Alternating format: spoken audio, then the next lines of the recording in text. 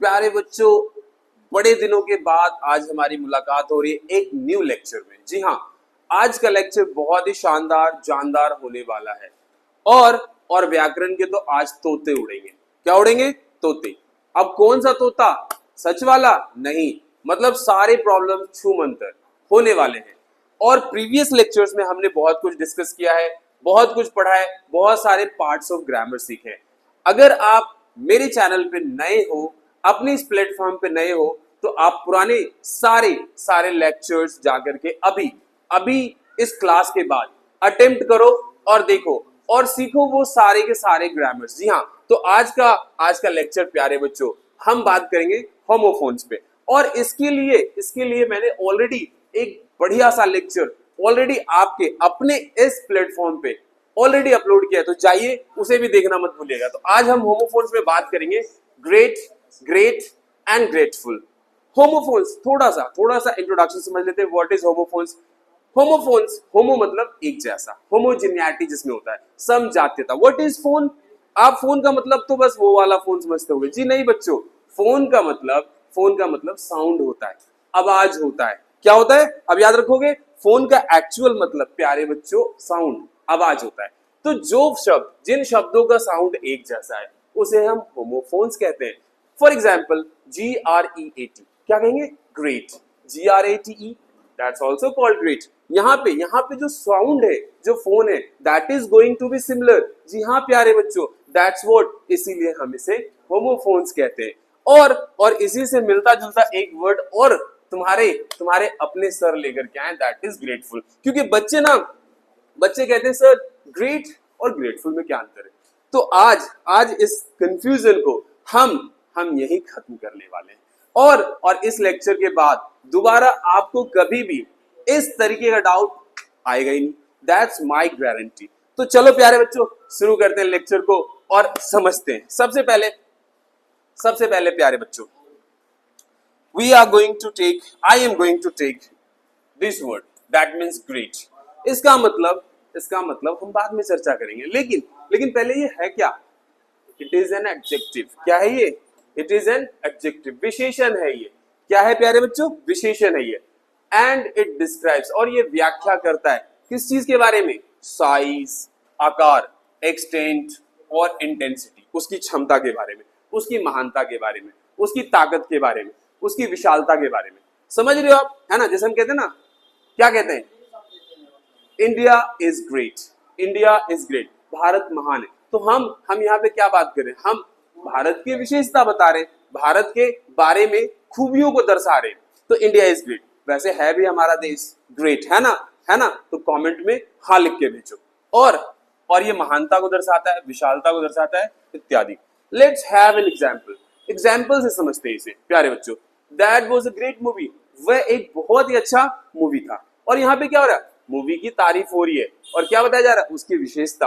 क्या बताई जा रही है? विशेषता। तो है ना, ग्रेट की मीनिंग, ग्रेट का अर्थ विशेषता, है ना? विशेषता को प्रकट करने की बहुत अच्छी सिनेमा थी यार, महान सिनेमा थी, बहुत अच्छा। Let's take another example, the great wall of China. The great wall of China is a remarkable structure. जी हाँ, ग्रेट वॉल ऑफ चाइना, इसके तो नाम में ही ग्रेट आ रहा है ना, the great wall of China. तो ग्रेट वॉल ऑफ चाइना जो है, जो चाइना की महान दीवार है, वो अपने आप में उल्लेखनीय ढांचा है। जी हाँ, बहुत ही उल्लेखनीय ढांचा है। तो हम यहाँ पर उस ढांचे के बारे में, उसकी विशेषता को प्रकट कर रहे हैं।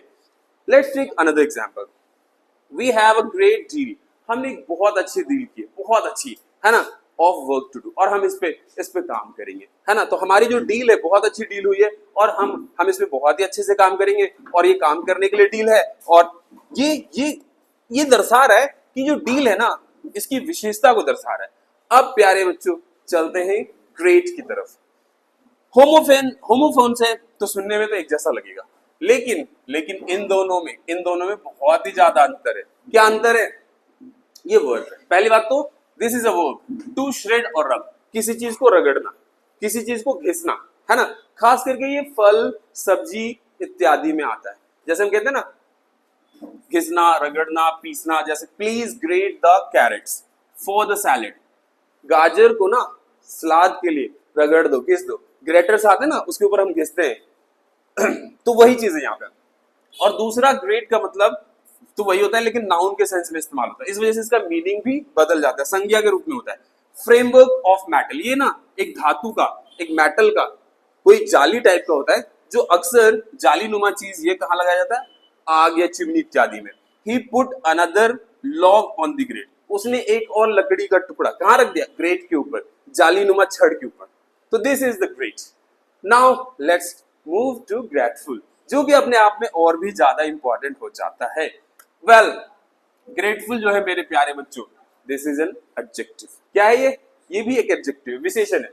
इसमें कॉन्सेप्ट ऑफ थैंक्स, शुक्रिया, एप्रिसिएशन, तारीफ का सेंस होता है। For an example, I am so grateful, मैं बहुत बहुत ज्यादा आपका आभार व्यक्त करता हूं। तो प्रशंसा, तारीफ, शुक्रिया, आभार व्यक्त करना, इनके लिए इस्तेमाल में आता है। So I am so grateful for your help, तुम्हारे हेल्प के लिए, तुम्हारी सहायता के लिए मैं बहुत ज्यादा कृतज्ञ हूं, है ना। तो कृतज्ञता को दर्शाने के लिए, जैसे आई बी ग्रेटफुल टू यू, मैं आपके प्रति कृतज्ञ रहूंगा। जैसे आप एप्लीकेशन वगैरह लिखते हो तो लास्ट में ये आप लिखते हो आई बी ग्रेटफुल टू यू। तो द सेम सेंस, वही सेंस यहाँ पे भी आ रहा है ना, कृतज्ञता को प्रकट करने के लिए। यू आर सो अनग्रेटफुल, आप बहुत ही ज्यादा जो है अकृतज्ञ, यानी कि आप किसी चीज के प्रति प्रशंसा के काबिल नहीं हो, या शुक्रिया एक्सेप्ट करने के काबिल नहीं हो। आप हमेशा जो है आप अनग्रेटफुल रहते हो, हमेशा किसी चीज के कमियों के बारे में बताते रहते हो। तो it's showing that you are not satisfied with something, है ना, आप किसी चीज से संतुष्ट नहीं है। आई होप प्यारे बच्चों ये लेक्चर आपको बहुत ही ज्यादा अच्छा लगा होगा, और ये सारे के सारे कंफ्यूजन सचमुच में तोते बन के उड़ चुके होंगे। अब आप मुझे कमेंट में बताइए कौन से ग्रामर सेक्शन में आपको प्रॉब्लम आ रहा है, मैं उसी के ऊपर एक बढ़िया सा लेक्चर लेकर के आऊंगा। I hope this video seems और will be usable to all of you, और see you soon in my next video. All the best.